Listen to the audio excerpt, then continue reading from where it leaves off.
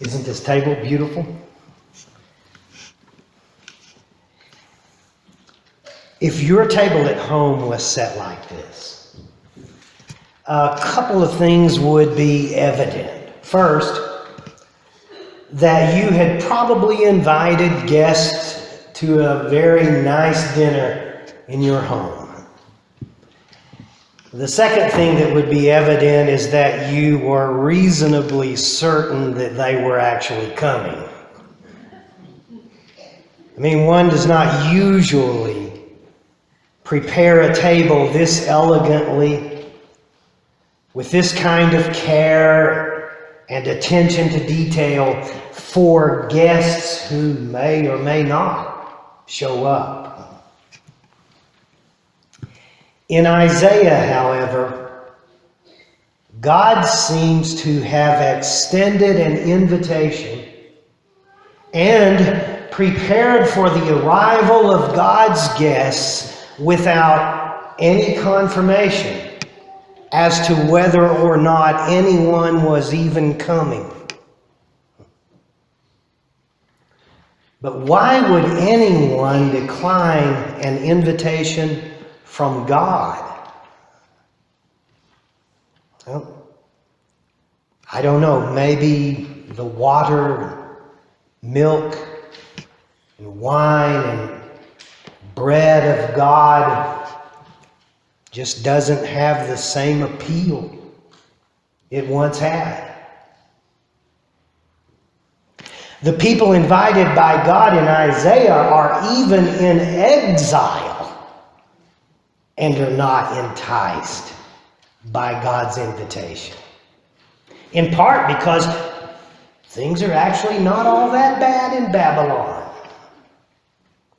I mean, sure, it's not home, but they're allowed to own property. They're allowed to engage in business, and they're successful. And the king of Babylon has even told them that they're free to leave anytime that they wish. But the king knows that they won't actually leave. The king knows they can't leave what they have or what they have gotten used to in Babylon. So I guess they weren't really free to leave. They were captive to a way of life. But they had water and milk. They had wine and bread. They knew they weren't who they were meant to be. They knew they weren't where they were meant to be. But they had to decide on their deepest longings. And for now, those deepest longings weren't for the home and the food of God.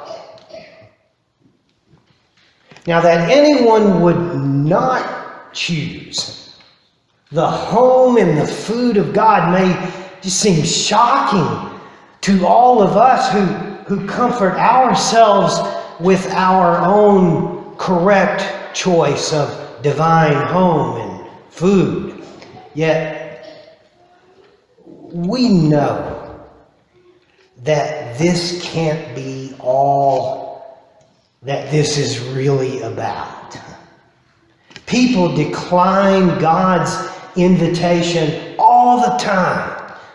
We decline God's invitation all the time.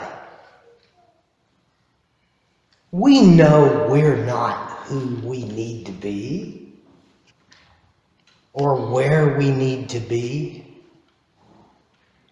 But we have to decide on our deepest longings, and they're not always for the home and the food of God.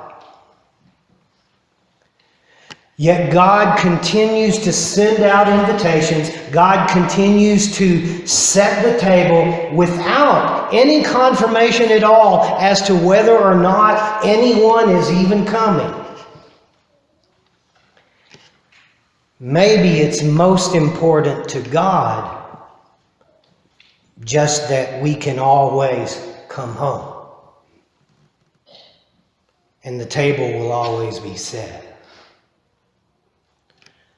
But also, God would not set the table as God does if God did not fully expect us to show up.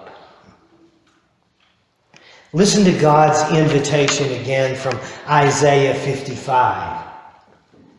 The words that the prophet shares. Come. We accept God's invitation by pulling up a chair. I mean, God sets the table, but we have to take our place. We accept God's invitation when we buy into, when we commit, when we take the plunge, when we step across the line. Eat, God invites us. We accept God's invitation when we partake, when we experience and taste and savor the goodness and the way of God. Listen. We accept God's invitation when we pay attention, when we discriminate between noises, when we're attuned to the sound of God and tune out the competing noises. Hear me, God says.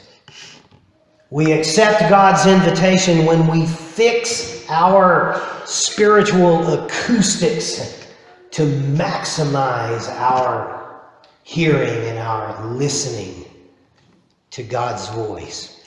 Seek the Lord while the Lord may be found. We accept God's invitation by making God's presence with us a priority and by making our presence with God a priority. Forsake. We accept God's invitation when we decide what is holding us back, and we let those things go. Return. We accept God's invitation when we go back, time and time again. Go back to the good. Go back to the right. Go back to the just. Go back to the redeeming. There's an old story about the 20th century violin virtuoso Fritz Kreisler that illustrates an important point. Kreisler was setting out from Hamburg, Germany to give a concert in London. But it was an hour or so until his boat sailed, so he walked into a music shop where the proprietor asked if he might look at the violin that Kreisler was carrying. The proprietor then vanished and returned with 2 policemen who arrested Kreisler. You have Fritz Kreisler's violin, they charged. He said, I am Fritz Kreisler. No, you're not. Fritz Kreisler would never be in this music shop. You need to come with us. Well, Kreisler's boat was sailing soon, and he knew there was no time for prolonged explanations, and he certainly did not need to go to jail. So he asked for his violin, and Kreisler played a piece for which he was well known. And the policeman let the musician go because he had done what only Fritz Kreisler could do, and in a way that only Fritz Kreisler could do. We accept God's invitation when we do what we're known for. loving the Lord our God with all of our heart, soul, mind, and strength, and loving our neighbor as ourselves.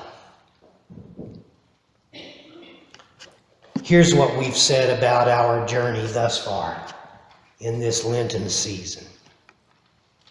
The first Sunday of Lent, the way of faith is not a straight path, but a wandering way.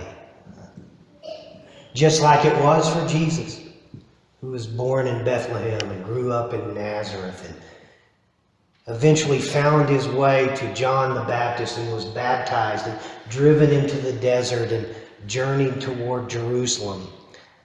The way of faith is not a straight path, as we are sometimes told. The way of faith is a wandering way.